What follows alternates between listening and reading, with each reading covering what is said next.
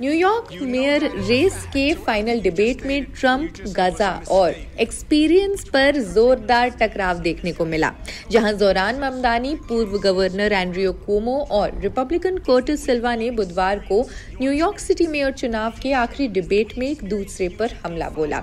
ये क्वींस के लगाडिया community college में हुआ, जहां वोटर्स को लुभाने की आखिरी कोशिश हो रही थी। 4 नवंबर को वोटिंग डे है। अटैक लाइंस भी ज्यादातर पहले से तय थी। ट्रैक रिकॉर्ड्स, अमेरिकी राष्ट्रपति डोनाल्ड ट्रंप और इजराइल के गजा पर जंग ने बहस को गरमा दिया। My adversaries have decided to bump chests with President Trump to prove who's more macho. You can't beat Trump. He holds most of the cards. He's already cut federal funding for Medicaid.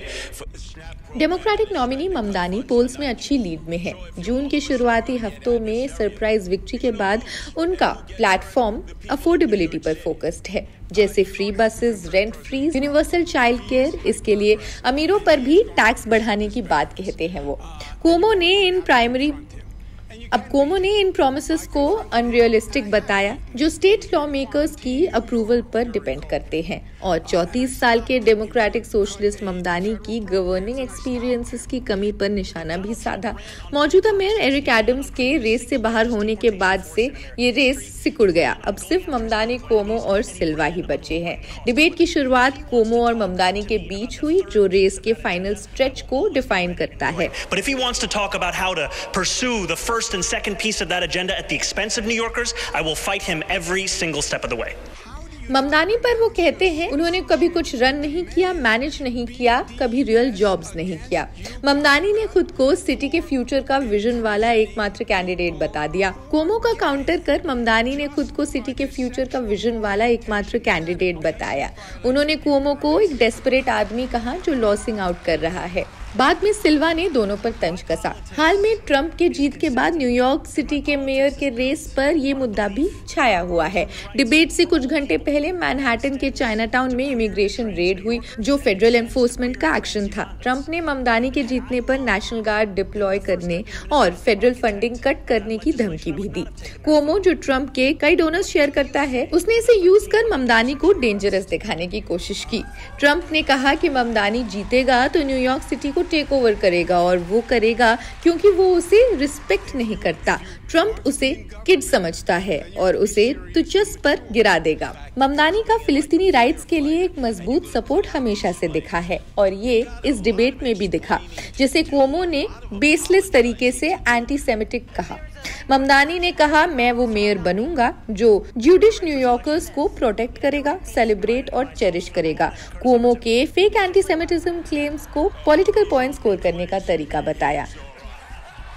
वहीं Cuomo ने आरोप लगाया कि ममदानी ज्यूडिश लोगों के खिलाफ hatred फैला रहा है। ममदानी पर ग्लोबल जिहाद एंडोर्समेंट का भी इल्जाम लगा दिया। ममदानी ने जवाब दिया, ये मैंने कभी नहीं कहा और ये मुझे एट्रीब्यूट किया जाता रहता है।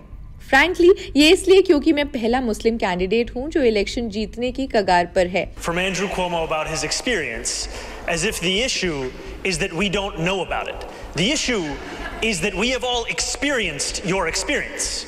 The issue is that we experienced you taking a $5 million book deal while you sent seniors to their deaths in nursing homes. The issue is that we experienced you cutting funding for the MTA to send money to upstate ski resorts. The issue is that we saw you give $959 million in tax breaks to Elon Musk. The issue is your experience. Because if you raise it too high, and I believe 30 is too high, I would raise it to 20. If you raise it to too high, you do two things. People lose their jobs. You bankrupt businesses. You're talking about basically doubling payroll. It would cost $700 million a year to make the slowest buses in the country fast and free. And by doing so, we would generate more than double in economic revenue for New Yorkers across the city. It would be something that would reduce assaults on bus drivers, it would increase ridership on those buses, and it would actually have environmental impacts, as fewer New Yorkers would drive their own car or take a taxi and would instead get on the bus. And I know all of this because I delivered it as a state assembly member who won the first free buses in New York City's history. First off, Zoran, I get a good belly laugh. Zoran, bro. Oh, all right. I'll keep practicing. I gotcha. Should people be arrested for the solicitation of sex, Mr. Sliwa? No, the Johns, yes, the pimps, the madams, and the absentee landlords. Okay. Mr. Mamdani? No. Mr. Cuomo?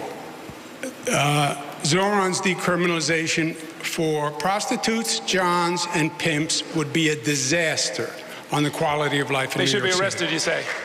Should people be arrested for soliciting sex? It is a criminal offense. I would keep it as it is. Okay.